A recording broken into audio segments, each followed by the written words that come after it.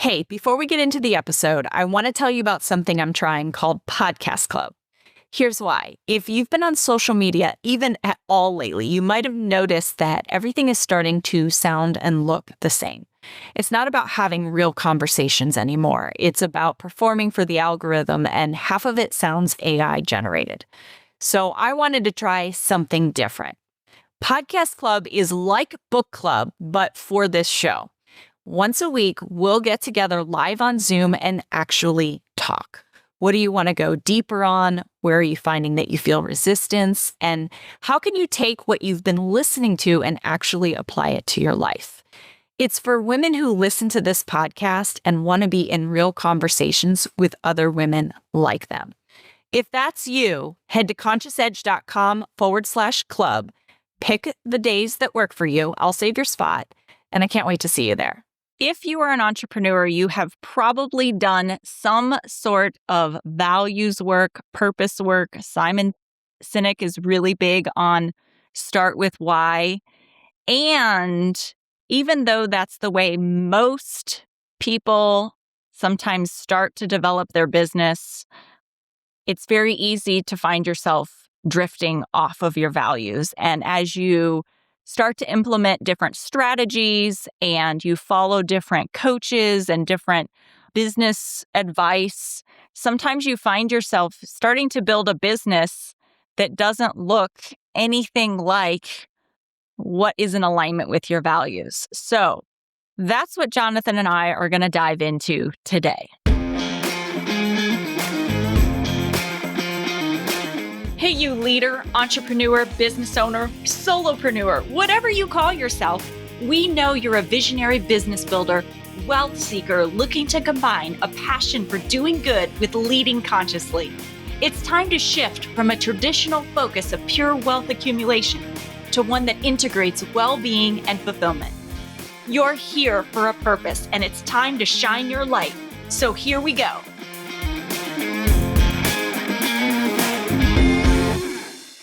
Welcome back to the Conscious Edge podcast. I'm your host, Alicia St. Germain, founder of the Conscious Edge, and we have been having these conversations for so many years, Jonathan and I, that we decided to start a podcast. So it's been a lot of fun, and I'm so happy that you're here for another Mindfulness Matters. I'm happy to be here as well. A little congested, but happy. A little congested, yes. Coming back from Iceland. And what would you say about Iceland for anybody who's like, oh, I've always wanted to go there? Definitely follow that dream, impulse, whatever you want to call it. It is a magical place, a special people. Similar to some places I've been, I think of the Scottish Highlands and parts of Ireland, but also very unique in its own magical way. So go. Cool. Definitely go. Go. That's cool. So we're going to talk today about energetic capacity and how your values fit. I brought this idea up to Jonathan. I do something called soul purpose readings, which I will link that episode in the show notes for you. But that's on a real energetic level. Some people would cross that over into definitely like a woo category. But it's really fascinating to me because Jonathan and I have these conversations where we both walk with one leg in the spiritual sort of unexplainable things and one lane in the science, and science sometimes explains or runs so parallel. I like how you said leg and lane. Leg and lane, yeah. There's something to that. Yeah. And so, yeah, one leg in each lane. I think that's what I was trying to say. Welcome to our podcast where sometimes we get very tangential. Is that a word? Tangential. Tangential. Anyways, if you are new here, thanks for sticking around for the silliness. But if you are new here, we love to talk about all things, everything. Nothing's off the table. But we cover everything that is involved in being a human, having a business, and that whole entire experience that we go through from the personal side to the spiritual side to the business strategy side, and nothing is off the table, which is what I love. And that is really how our conversations for the last 20 years have gone. So we put these episodes out every single week. So if you enjoyed today's episode, make sure you hit the follow or subscribe button from wherever you are listening. And I have to tell you, Jonathan, just your episode on what your first 6 months were like after buying a business. Mhm. I have had so many people reach out to me and tell me how much they loved that episode. It was so helpful. And the biggest takeaway that everyone kept saying was, I just really appreciate that you told me it's okay to do it my own way. And I just feel like that is so in alignment with today's topic, which is around values. I'm going to talk a little bit about soul purpose. And so I think you and I both agree. One of the main points we really wanted to land was that you cannot just follow the process or the system or the coaching and then the results come if it's out of alignment with who you are and what your values are. Yep. And that's the breakdown of a lot of, with individuals, with businesses, with whole corporate cultures, when there is a forced narrative or a forced directive that is not being fed by, or there's dissonance between the values that are supposed to be in place or that you have identified and are in place and what the behavioral outcome is. So I think we can get to some of those kind of specifics related to the disconnect and that dissonance, because boy, we surrounded by dissonance these days. Well, and there's a lot of studies that I have been following for a while around longevity and how it is essential when you look at blue zones, and I'm losing the word for it, but people need a purpose. Mm-hmm. And no matter what your age is, it drives your happiness and satisfaction and fulfillment in life. And it drives your will. And it keeps people younger when they have a purpose. The body, it's fascinating to me. The body breaks down when it doesn't have a purpose. Mm-hmm. Body and the brain break down. And the brain. Yep. Yeah. Absolutely.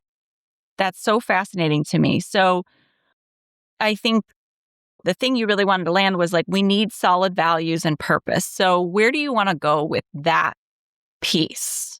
I think that a lot of people start at a surface level, but I don't think they go really deep. Yeah. It's interesting because we live in a culture of superficial, and we're surrounded by the superficial. And we also get a lot of direction, external direction. That's not necessarily a bad thing, but we take that as gospel. We take that as what that's our directive. That's our roadmap. And until you spend some time and energy and effort, and it can take a lot of time, energy, and effort to put yourself out there, get to a place of vulnerability and dig into what really drives you, i.e. your core values, until you can work on that definition and those levels of definition. And we're often following someone else's narrative, whether it's from a cultural level or a company level or a coaching level even, without that integration of what we truly believe to be core. So one of the things we did at our retreat was spend quite a bit of time identifying values and then defining them, but then redefining them through the process. Because that is an interesting piece that you and I were just talking about before we started recording today, is our values, I don't think they necessarily change, but they do evolve. They evolve with our life experience and with our just getting a range of things to compare and contrast to in terms of people and places and behaviors and experiences. So if you do a good job of truly defining your core values, so that your purpose, those things that drive you, your why, those are all different ways to identify that. I don't think those really change. but how they present, the context around them, the behavior that comes as a result of being driven by those values may change. But I think it's more getting more experience and being more willing to redefine. And that's one of the things we talked about in the retreat, and that I encourage my clients is to go through periodic reevaluation of your values and any sort of what is connecting and then what's disconnecting, and then the whys of that. So when we talk about just the work of finding the whys and finding the values, and I wanted to dig a little deeper on that from what we did at the retreat, was everybody went through and they did an exercise to find their values. So you could do any exercise. I mean, there's so many out there that you can go through and do your values. But what was fascinating was we then went into a conversation because there was a big piece of a money conversation we wanted to bring. And the money is such an amplifier. So whatever you are, it just makes you more of it. And so if you have really strong values and you layer money on top of that and you know what your purpose is, I believe, your purpose is going to expand and you're going to have more impact. If you believe in generosity, you're going to be more generous. But in the same respect, when you have your value system and then you layer on a system of self-protection, like we talk about in Immunity to Change, which is based on the idea that the unconscious has a big assumptions that are there for self-protection. And these are thoughts that happen unconsciously that inform how you feel, what behaviors you choose, and ultimately the results you create that are sometimes counter to the values that you have. And so if you layer money on top of big assumptions, it amplifies those too. So if you feel like if I let go of control, then my business will fall apart. The more money your business makes, the more controlling you become if you don't teach your brain something different. Yep, that's exactly right. So we went through and we identified some big assumptions that were related to money that might have been influencing the values that people chose. And some people realized, oh, that's not really a value of mine. That's a self-protection value. That's like a value I hold to protect myself, not because I am fully expressed as a human. Yeah, and it's interesting too, sometimes those self-protection values fall around a true value. So your true value may be that you are the kind of person that is kind and compassionate and honest. You may hold that core as that's who you want to be. So you may hold an artificial value of being always prepared and always professional, and this isn't as good of an example as I want, but it's all I'm coming up with at the moment. But you hold that as sort of your surface value that you present to everyone else and you tell yourself. But underneath that is this true desire to be loving, to be kind, to be helpful, and to be genuine. But it might take removing some of those layers in some kind of work with a coach or like in our retreat. Because I think I'm trying to remember one of the breakthroughs that I personally had in that retreat, but it was something related to that where I had held a word as a value word. And I realized it wasn't that. It was something deeper than that. And we had several people in the retreat that did that their language evolved from, it's not exactly autonomy that I'm looking for. It's this sense of self where I'm empowered to make my own choices. It became more specific because they had a definition and then they redefined it when clarity came through conversation and some self-work that we did within the confines of that retreat. And I think what that lends to, when you think about kindness and somebody who highly values kindness and helpfulness, and a lot of times that can come through in like people pleasing, which people pleasing is a self-protective mechanism. And like, I need everyone to feel okay and be okay to protect my safety, like so that I belong. And so what I have found in this work is that someone who realizes that they are using people-pleasing kindness, essentially kindness as a manipulation tool to be okay, that they don't like suddenly become not kind. It's still their value. They are still so kind, but they're doing it without crossing over into being resentful or being a martyr and sacrificing themselves in order to be kind. They're doing it because truly being kind fulfills them, and they can discern, okay, this is the kind thing is actually for me to say no. Yes. It's also, that's super interesting that you brought up that example, because I see this in disconnect from all the way from a corporate level to the individual, the entrepreneur, and to the individual small business person too, within their business, where they'll have, we can even just use kindness. I want a core value of my company to be that we are kind, we are thoughtful, and we stay in integrity with what we do and the products we provide or the services we provide. Well, you can see resentment build where, like you said, kindness or some of those positive attributes are being used in some sort of manipulative way because there's dissonance.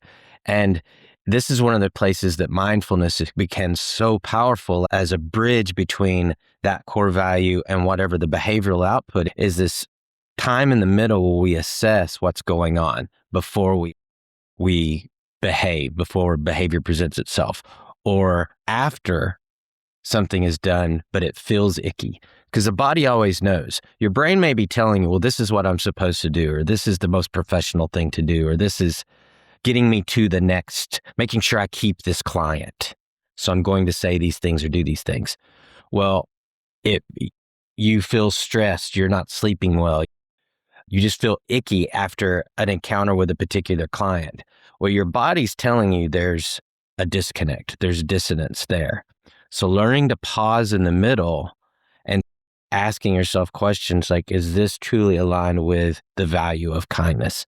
Am I truly being kind for the right reasons? And that may sound like a lot of breakdown and analysis between here and there, but that's where the practice comes in, where it becomes instantaneous. You give yourself 5 seconds before you speak, before you make an offer, before you try to add a value proposition to a negotiation, or like you said, before you decide to say no, because often acknowledging that stepping back from something or stepping out of something because it is misaligned with what you're trying to accomplish is the most powerful way to acknowledge and to reinforce your values as an important driver to what you're doing, is saying, I'm not doing this, or I'm not working with this person.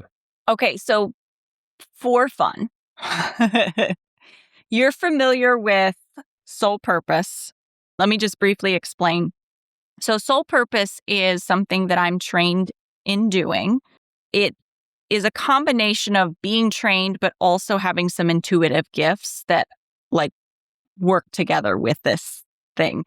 And it's the idea is that your name is encoded with challenges that you're going to experience in this life, talents that you have, goals, like what you're here to accomplish, or the goal is what you're here to learn. So funny because our society defines goal as like a tangible outcome, and soul purpose defines goal as what you're here to learn. What's the lessons to take away?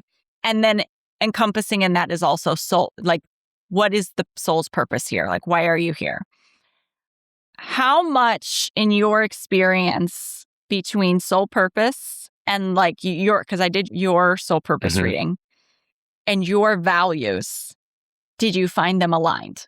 Like, just if you were to go with like your scientific sort of psychology-based values. Very much so, especially when I allowed myself to be vulnerable and to acknowledge that there was some things that were a little hard to hear from a standpoint of maybe self-protection is the right way to say it. One of the things that jumps out at me right away is, so there's the concept that sort of, you could call it reincarnation or reinventing of the soul coming back and trying to complete something. Well, part of what came out of our conversation is my soul is on its last cycle. Mm-hmm. So there is, meaning that I've fought the good fight, I've finished the race, I can go on to whatever's bigger and beyond. Right. Not that your soul disappears or energy never dissipates, it just changes form. So that's physics. So at first, when I was taking in that information, I was like, no way, there's more. I've got other things to do. But then I started really digging into that, and I got to a place of joy with it, because one of the things you said to me was, one of your reasons that you're even though it's doesn't seem like your personality all the time of being more introverted and needing these places and times of peace, you really are a driver. Like, you have these things you want to accomplish. You've got these things, and you've done so many things in this lifetime that our friend Eric says I must be a vampire or something because I've done all these things. But that's related to this. It's my last spin on the planet.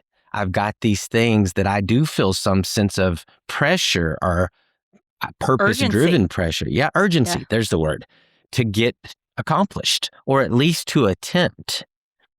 It's almost like bucket list items. It's these things. And when I took it in that format, it completely changed my self-induced pressure behind it into a place of fun. And it's like this trip to Iceland. That was a bucket list item, but I went in the context of one of my oldest godson's graduation trip. And it's great. I've always wanted to go to Iceland. So I'm having a difficult time putting this into words, but it was a perspective shift from the standpoint of something that I had probably seen as more of a negative from a place of pressure to something that still is, there's an urgency there, but it's from a place of joy now for the most part. It's like relishing in the moment. Yeah. So a lot of clients that have that kind of code that comes up, essentially your name gets decoded with certain things. And the idea is that God or spirit or universe gives your parents, your name creates a sound, is creation. And so I'm not probably doing it justice. That's why I say I'm going to link the soul purpose reading here, the episode I did on that. But what's interesting is the clients who have that, this is my last trip around the sun. It doesn't matter to me what your belief system is. You can subscribe to whatever religion you want. I am of the belief that whatever you believe, if it works for you and it supports you and it helps you do good things here on the planet, then it is good, like, for you. So take that with a grain of salt. And I believe that even if you're falling into, like, to me, this is like the imprint that God puts on your life and how you show up here. So the people who have that urgency in their life, a lot of times they are ones who accomplish success, like by standards of society, very early.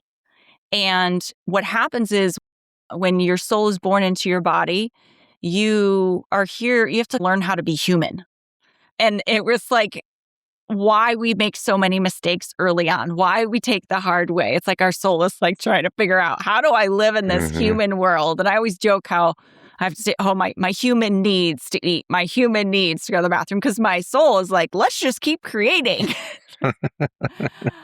And so many times those, what someone might call an old soul, they will just intuitively know and transition into more purpose-driven work much faster.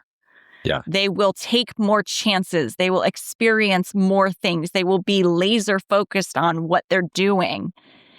And that urgency feel can become an intensity that is self-sabotaging. Like the human mind, the brain, when we talk about big assumptions, will layer on a component of self-protection that takes that urgency and that time that you should be relishing and taking risks and taking those chances. And it puts a level of intensity on it that makes it pressure, and it makes it unenjoyable, and it makes you afraid to make mistakes. Mm-hmm. And so that's where the work comes in. That's why I love the soul purpose work. You do the values work, but I pair it with the immunity to change, which is very psychology based, because to me, that takes the human mind and the science of how it works and addresses the rewiring that needs to happen to bring it into alignment with how you want to be expressed in that soul or energetic level. Yeah.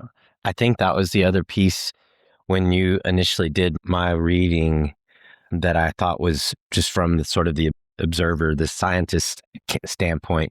There was so much alignment, even from a language standpoint of if you read one of my standard testings that I've done for personality in the past when as a grad student or whatever, the different times I've been tested with various instruments, some of the descriptions of personality attributes for me, a lot of them were very similar to language that was in the soul purpose descriptions, not generic stuff. This is very specific to how you respond in certain situations, how you evaluate crisis, and what you find as rewarding and what you find as drudgery and tough to get through.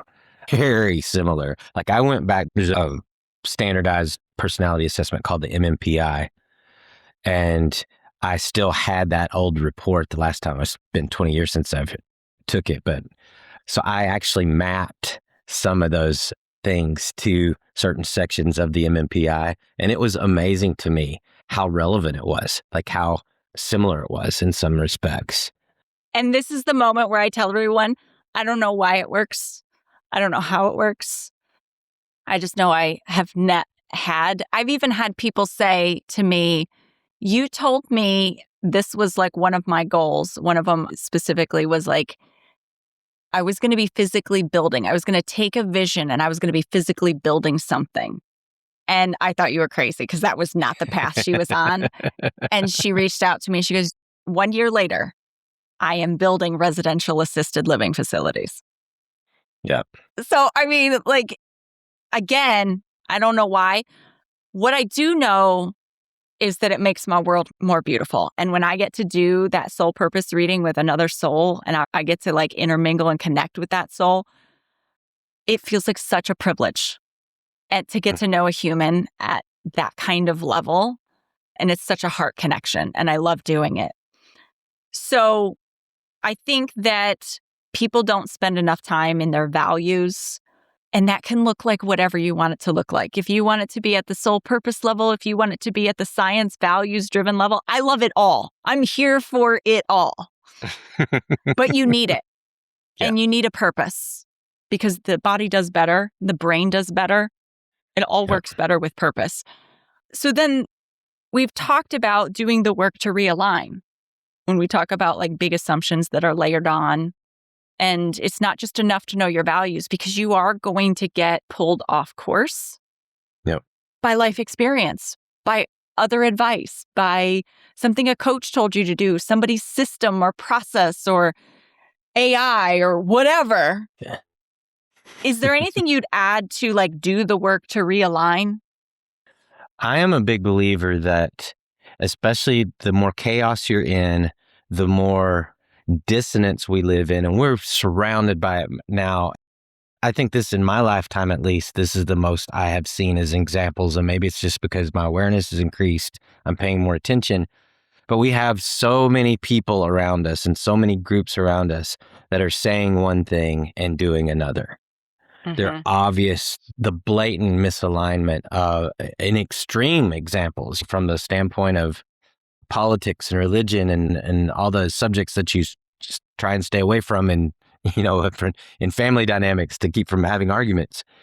There's so many exaggerated examples of this around us. So I think it's even more important now than ever to do regular alignment testing. And that can show up a lot of different ways. It can be simple journaling with asking questions on a daily basis when you journal of what today felt gross for me. What just felt out of alignment? What today brought joy? What today felt in alignment? Just asking simple questions like that. And it may take you a while to get comfortable with really digging into those kind of questions, but that's all it is. Practice is getting, because the value driving, the being driven by purpose doesn't go away. It's always there, but we disconnect from it constantly because of a variety of reasons. So at a minimum, I think everyone, individual and business, should do a quarterly assessment of values. Where are the disconnects? What are those disconnects causing? Where's the alignment? And what are the results of those alignments? And again, it may be uncomfortable, maybe the first couple of times that you do it, but when you get in, I've seen this within companies, when you get in make it part of the process, I've seen it become an actual thing that people look forward to. Like whole companies that now have value alignment sessions at least once a quarter. That look forward to that type of engagement, because it is an opportunity to explore what's working and what's not and the whys of it. So what's fascinating to me is when I sit across from someone who is very much in the doing and they're very analytical and like they just like the facts are the facts, very dry. And I don't perceive them as what I might call warm and fuzzy or fluffy or like I used to.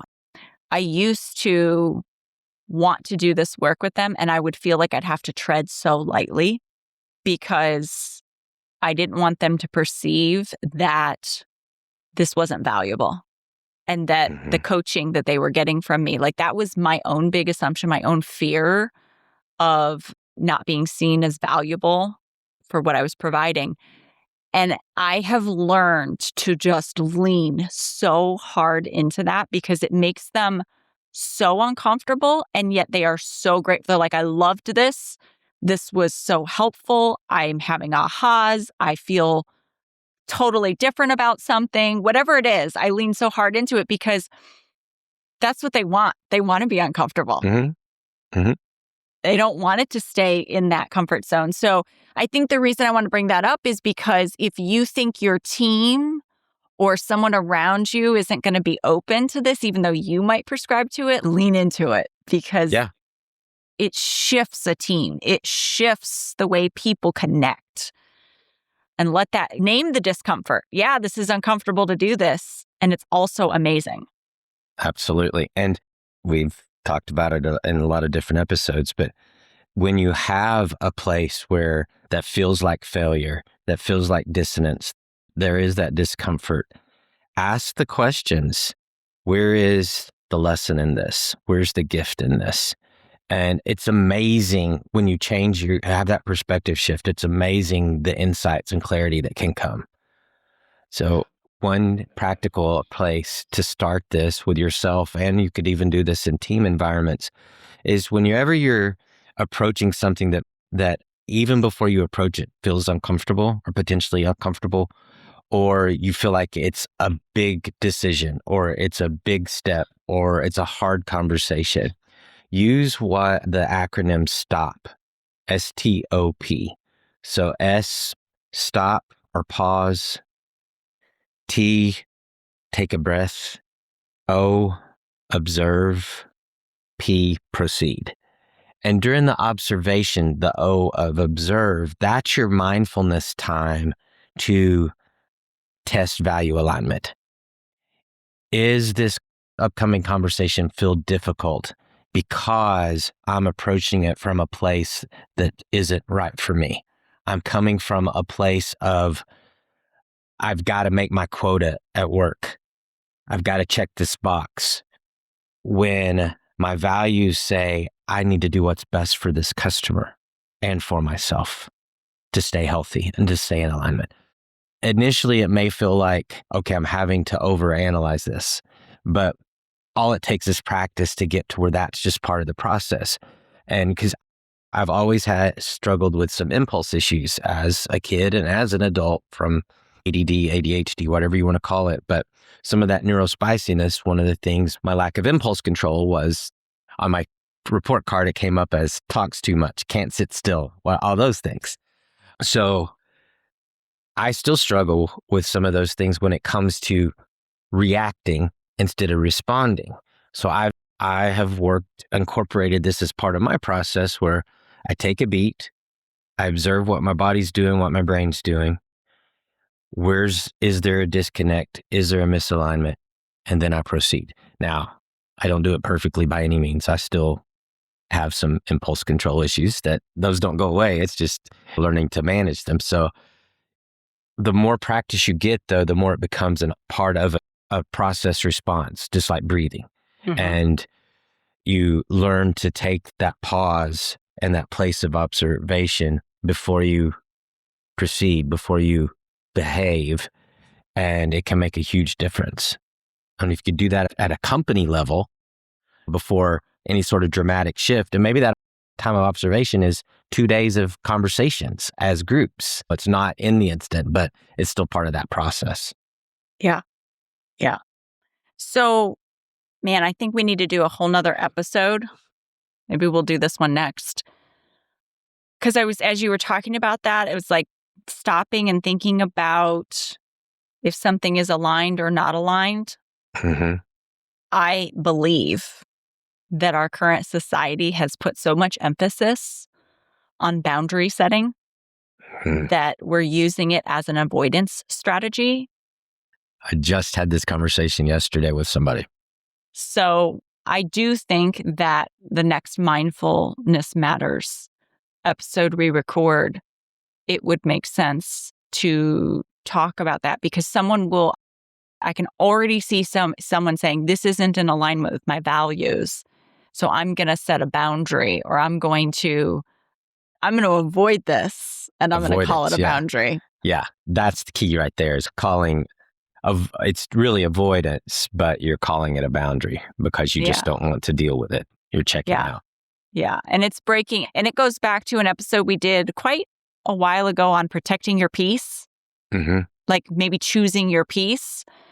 And there's like also a difference between choosing your peace and avoiding it. Yeah. Well, and the irony is that keeps you in a constant state of dissonance, which is actually disrupting your peace. Yeah. You'll never find a place of peace as long as you are living in a state of dissonance. So yeah. So any last words around, because we're going to continue this conversation. Any last words, though, specifically, 3 key things if you could take nothing else away from today is 1, you need to understand your values and your purpose. And sometimes your purpose is an evolving thing. One of the things that sometimes comes to me when someone is a younger soul, like still has lots of lessons to learn, is they will feel very purposeless for the beginning part of their life.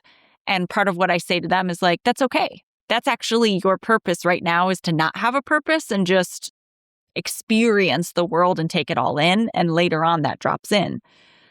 But to have that connection to your values and your higher purpose, to do the work to align and realign, to take into account that there are things that happen in our younger years as humans that put a layer of self-protection on us. And that is where the mind starts to sabotage the soul work. It starts to get in the way of what your purpose is. And the third thing being mindfulness is your bridge to in every single moment. Mindfulness is not a thing that you do once in a while. It's really a thing that you do in all moments when you're really practiced at it. And you will stay more in alignment with your values. You won't find yourself going off course. And then referring back to what you said, like in that episode on buying a business, that sometimes the reason that something's not working the way that it should is because you aren't taking the time to really connect in and listen to yourself and maybe your values. Yep. Trying to live off of someone else's. Yeah, trying to live off someone else's or what someone else said should work. And really trusting yourself, leaning into your intuitive abilities and giving yourself the space to experiment. and move into alignment with yourself. Anything you would add to that? Just a statement that it helps me remember, just, I like mnemonics. And so you can't align unless you define. So that defining piece, it's worth the work. It's worth the effort. It's worth the time. So take those steps. And it doesn't happen overnight. It's something that's a process. So, but yeah, start that work if you haven't. Yeah. And it's the most important work I think you do as a person, as a business owner, but as a person too. And it's the most overlooked. I don't know how else to land it any more clearly, but I agree. You have to do this kind of inner work and who you are as a person, how you relate. I talk so much about capacity. How you build capacity is getting into an energetic alignment, like things that don't drain your body and they don't drain your soul, suck your soul. How you handle your emotions, which is how you lead yourself, your emotional capacity. How you interact with other people, your leadership with other people and being in relationship with other people. And the financial piece and the time piece, which is the thing that most entrepreneurs try to solve, is like, I don't have enough time and I don't have enough money. Those things fall into place really easily when you handle the other three. Absolutely. So that's super good point to end on. So with all of that being said, sending you so much love. Be well, everybody. Thanks for listening to the Conscious Edge podcast. Make sure you subscribe and take a moment to be kind and share this episode with someone you care about. Leave a review to help us bring more compassionate leaders building businesses and creating wealth to the table. And for show notes, head over to consciousedge.com/podcast. This podcast and the linked materials are presented solely for general information, educational, and entertainment purposes and should not be taken as personal or medical advice or any kind of mental health treatment. Please consult a medical or mental health professional if you feel you need such services. Please be advised that all investing and entrepreneurial endeavors involve risk, and the use of the education and information on this podcast and linked materials is at the user's own risk. This podcast is part of the Sound Advice FM network. Sound Advice FM, women's voices amplified.